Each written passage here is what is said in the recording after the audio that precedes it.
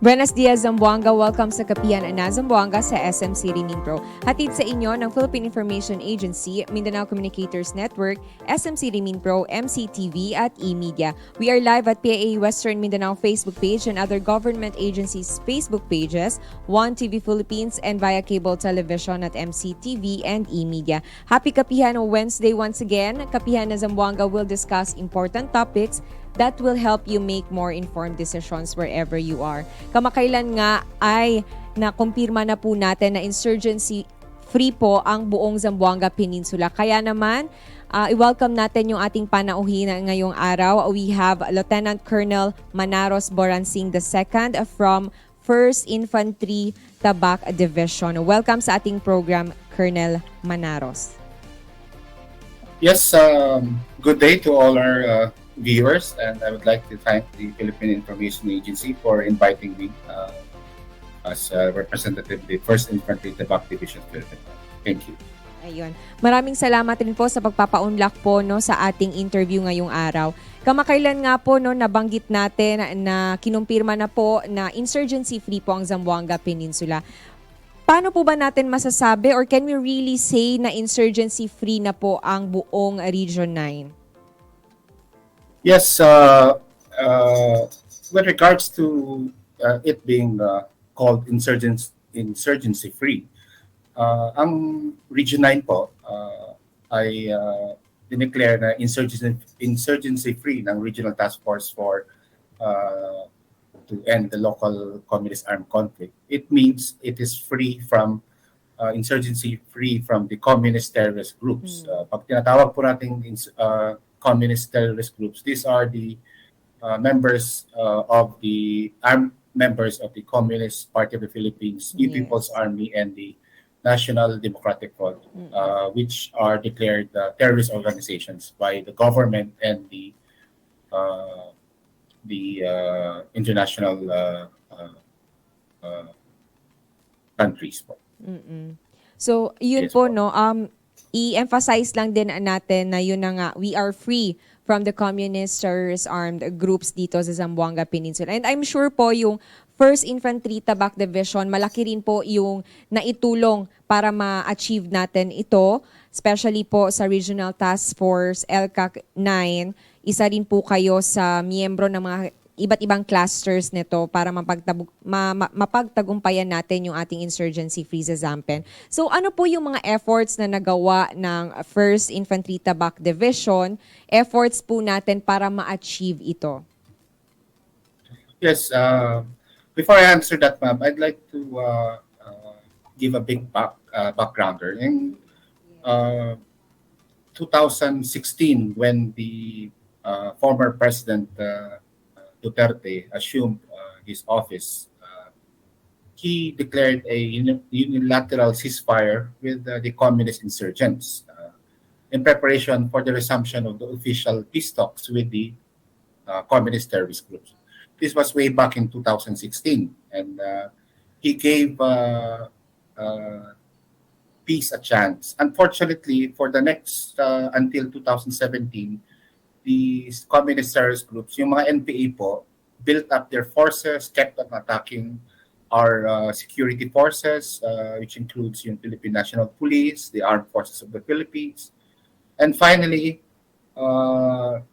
in November of 2017, the President Duterte signed Proclamation Number 360, which terminated the peace negotiations with the National Democratic Front, Communist Party of the Philippines, and the New People's Army, because they were not sincere in coming to the peace table. They kept on attacking our security forces, burning civilian constructions and other businesses who were not paying what they call as revolutionary taxes, which are basically extortion, which is not allowed in our laws. So in 2018, he signed Executive Number 70, President Arroyo, institutionalizing the whole of nation approach in attaining inclusive and sustainable peace, and creating a national task force to end local communist armed conflict and directing the adoption of the national peace framework. I think it is in recognition that uh, this armed conflict can only be solved through peace and not through military or armed means.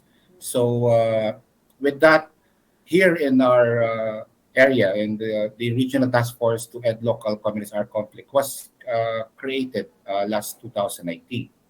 And with that, let's look at the organizations of the Communist Party of the Philippines and the People's Army in Region 9. They affected in Region 9 three provinces: Zamboanga del Sur, Zamboanga del Norte, and Zamboanga Sibugay. They had seven guerrilla fronts and three vertical units. And all in all, they had 284 full-time members. These are armed members with 196 firearms. So malaking grupo po ito. They caused burning, they attacked municipalities. With the creation of the Regional Task Force, LCAC 9, finally, this has been what the armed forces, especially the Army, has been asking for. We are not the direct solution. The Army is not the direct solution. It has to be the community. It has to be represented by their democratically elected officials, the local chief executives. So na-create po natin to, and the 1st Infantry Division put a single brigade with 6 infantry battalions starting 2019. And before ma-declare kasi na, ano po ma'am, CTG, Insurgency-Free ang isang region, all the provinces has to be declared CTG Insurgency-Free. So the first province in Region 9 to be declared communist terrorist group insurgency-free was the Zamboanga Sibugay province, which declared CTG-free, insurgency-free last 2020. This was followed by the declaration of the Zamboanga del Sur province of it being CTG insurgency-free last 2021. And just this year, Zamboanga del Norte was declared communist terrorist group insurgency-free. Okay. So thank you po sir no sa pagkwento sa amin kung paano ba nagsimula yung ating task force to end local communist armed conflict. At i-take note lang po natin no, emphasize lang po natin yung mga nabanggit nyo po na yun nga mas effective yung nasagawa natin na peace talks kaysa po dun sa mga military na ginagawa no yung pakikipag-away or sagupaan sa ating mga CTG. So mas effective yung nagawa nating peace talks, and yun nga yung nabanggit ninyo na isa sa mga dahilan ng inyong achievement ay hindi lang purely because of the military efforts or the national government efforts, but because of the community, yung mga community po natin dyan sa mga provinces nga na affected na na-mention natin, at yung ating mga local government units na nagtulungan para ma-achieve natin yung ating CTG Insurgency-Free dito sa ZamPen. So yun po yung mga na-take note natin sa mga nabanggit po ni Colonel Boransing. And na-mention po ninyo, we have 7 guerrilla fronts dito sa Region 9, dyan sa mga areas po, mga provinces. Na-demolish or natibag po ba natin silang lahat? Yes po, ma'am. Well, we call them dismantled. We have a very strict parameters on how to declare them as dismantled. So at the start of 2019, there were 7. Then last 2019, there were 2 that were dismantled by the 1st Infantry Division, of course, led by the respective provincial task force, LCAC. So Guerrilla Front Cara was declared dismantled last 2019, and the other was Guerrilla Front Feliciano, also in 2019. The following year, 2 Guerrilla Front were also declared dismantled: Guerrilla Front Joji and Guerrilla Front F13. Ang Guerrilla Front Kara po operated or nag-ano po ng sakim doon sa Zamboanga del Sur and part of Misamis Occidental. Then yung Feliciano B po ay sa Zamboanga Sipugay. Yung Guerrilla Front Jochi naman po is doon sa Misamis Occidental. Yung Guerrilla Front F13 is part of Zamboanga del Norte and Sipugay. Then in 2020 also po ma'am, yung HQ Calao, yan po yung parang nandun yung leadership nila, malaking grupo po yan, was declared dismantled last 2020. Same with Guerrilla Front Feliciano Alpha. 2020 was a very successful year for RPF, LCAP 9 po. Then in 2021 po, yung main regional guerrilla unit, yan po yung usually nanununog at pumapatay ng mga kasama natin na civilian at sundalo at police, was also declared dismantled last 2021. And with that, yung Regional Operations Command, yung heart ng kanilang army, was declared dismantled 2021 also. Same with the Regional Urban Command. Yan po yung nag-organisa sa mga urban centers natin. Nagre-recruit ng mga bata para gamitin sa pakipaglaban. Then, this year po, ang Guerrilla Front BBC, which is actually the first guerrilla front which was created in Mindanao way back 1970s by the terrorist CPP and PNDF, was declared dismantled last 2022 po. At this po, 2022 po. With that po, iisa lang po yung naiwan ng guerrilla front, ang Sendong, which operates in Misamis Occidental and parts of Zamboanga del Norte. Ngayon po, from a high of 284 membership and 196 firearms last 2019, ang naiwan na lang po sa kanila is 36 na manpower and 33 na firearms. So, more than 100% po yung na-reduce natin. And although pag makita mo, ang laki ng reduction po, but most of it was, most of their fighters they surrendered with the help of the Task Force LCAC po. And only 16 were killed, 20 were captured, then all the rest they surrendered. And karamihan na nag-surrender po, doon po nag-surrender sa ating mga local chief executives. This was really a whole of nation, whole of community effort. And up to now po, yung ating mga former rebels who went down are being slowly reintegrated into mainstream society with the help of the government and the communities nasa baba po. Yes. And yes po. Mm-mm. So yung mga nabanggit natin po no na dismantled natin even from the years 2020 to 2022, considering na pandemic pa nga yung time na ito. So yun, magandang success nga po ito for the Regional Task Force dahil amidst the pandemic, nagawa natin madismantle itong mga malalaking guerrilla fronts in ZamPen. So you mentioned po may mga nag-surrender, marami-rami yung mga nag-surrender na. What are we going to do naman to sustain po yung ating peace and order dito sa ZamPen? Yes, ma'am. Yung nag-surrender po, there are more than 100 of them that surrendered. This range from high-ranking to lower-ranking members of the New People's Army. So we have the government as a program, the Enhanced Comprehensive Local Integrated Program. So importante po kasi na these are trained former terrorists, and the first step is they should be integrated into mainstream society, and they should be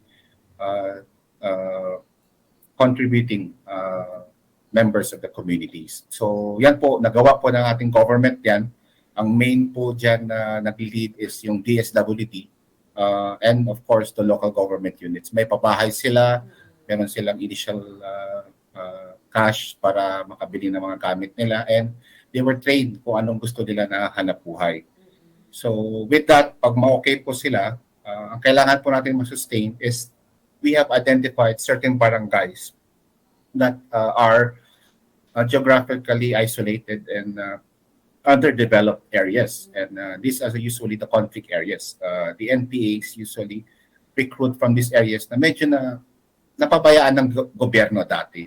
the main objective of the task force LCAC, aside from ending the communist armed conflict in our localities, in our communities, is to make sure na the issues that nagtulak sa kanila na magrebelde ay ma-address.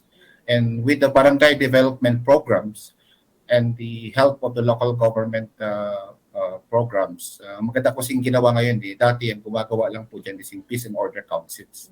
Ngayon with the LCAC po, it's a combination of the Peace and Order Council and yung yung nagpo-program ng budget ng local governments, which is the development councils in each locality. So pag may problema rito na na-identify and the issues, fina-fundan dapat ng development councils. So ang barangay development program is lang po yan, from the national government, but we the local chief executives have ensured na sa budget meron pong basic services to these communities. And it is actually when the government addresses these issues na hindi na po makakabalik yung ating mga NPA dyan. Yes.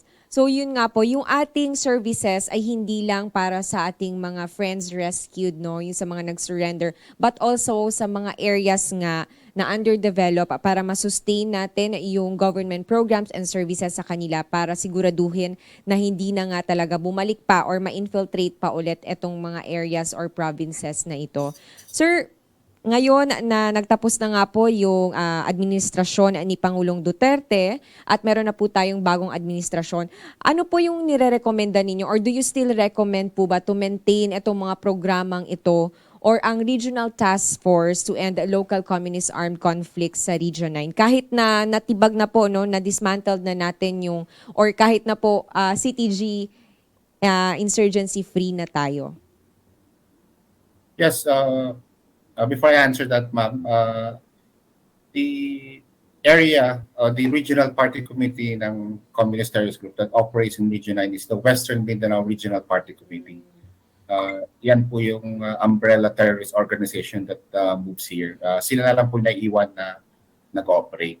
But with only one guerrilla front, and we are confident that we will be able to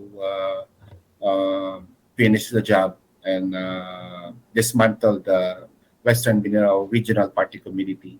It will be the first regional party committee ng Communist Terrorist Group that will be dismantled. The AFP, of course, with the local government units and the national government agencies working with us, like PIA, we are confident. With regards to the continuation of the regional task forces or even the national task force for LCAC, I think that is a national policy that I cannot comment on since kami po is just pardoned. But with some of the comments made by the newly appointed officials are, they say in some form or another that the task force to end local communist armed conflict will be continued. Anyway, ad hoc lang po yung kaya nga po task force. It is we just converge the national government agencies and the local government units and the peace and order members po. In whatever way po, I think with what has started this task force LCAPs, the cooperation between the local government units, the national government agencies, and the security sector will continue to bring peace and development in Zamboanga Peninsula and Region 9 through whatever means. We also must remember that yung Region 9 po ay multi-threat. We also have some criminal groups here. We also have some armed peace-inclined groups that we have peace talks with, peace agreements with. And we also have the Abu Sayyaf na minsan naliligaw po dito sa Zamboanga Peninsula. Thank you very much po, sir, no, sa pagbigay po ng mga ganitong impormasyon, sa pagkwento po sa amin kung ano po yung mga nagawa nga ng ating Regional Task Force. With that, sir, do we have any closing message po sa lahat po ng ating manonood, sa lahat po ng residente ng buong Zamboanga Peninsula? Yes, ma'am. Thank you for this opportunity. Well, in behalf of our commander of the 1st Infantry Tabak Division, Major General Generoso Ponyo, who will be retiring this July 8th. He was our commander and the chairperson of the pledge cluster of the RTF LCAP 9, a main partner in the RTF code. We would like to assure the people of Zamboanga, the Region 9, that the armed forces will be here to protect you. The 1st Infantry Division is tasked to protect the Filipino people, the community, and of course, our land. We will never allow them to recover, to again infiltrate Region 9. And we are calling for those 36 na naiwan po. If you are watching or their relatives, please bumaba na po kayo. Hindi po titigil yung combat operations natin. But we are open, the regional task force, the local governments are open na bumaba po kayo. And we have programs for you po. And we hope that in whatever form it takes, the cooperation and convergence that the local government units, the national government agencies, and the security sector have been doing successfully for the past, since 2019, more or less 4 years po. Let us continue po yan, and we hope to meet you and work with you in the future. Thank you very much po. Maraming salamat po, and of course, in behalf rin po ng PIA Regional Director, Ms. Noemi Edaga, nagpapasalamat rin kami kay Major General Generoso Ponyo, and happy retirement po kay General Ponyo, our commander po ng 1st Infantry Tabak Division. Thank you very much po once again, Lieutenant Colonel Manaros Boransing II of the 1st Infantry Tabak Division. Maraming salamat po sa inyong panahon at oras po at sa pagkakataon na maibahagi po itong ating kwento and itong ating napag-usapan patungkol sa CTG Insurgency-Free sa buong Zamboanga Peninsula. Maraming salamat po, Colonel. Thank you po, ma'am. Ayun. At yun nga po no, na siguro po ng ating panauhin na patuloy po yung isinasagawa ng ating military para po maprotektahan ang buong Zamboanga Peninsula sa anuman pong mga armed conflicts no dito sa rehiyon. So maraming salamat po muli sa ating panauhin, and of course maraming salamat po sa lahat ng ating manonood. Magkita-kita tayo sa mga susunod pa pong programa ng Kapihan na Zamboanga sa SMCT Mindpro. Ito si Myra Espinosa. Muchísimas gracias y tiene cuidado a ustedes.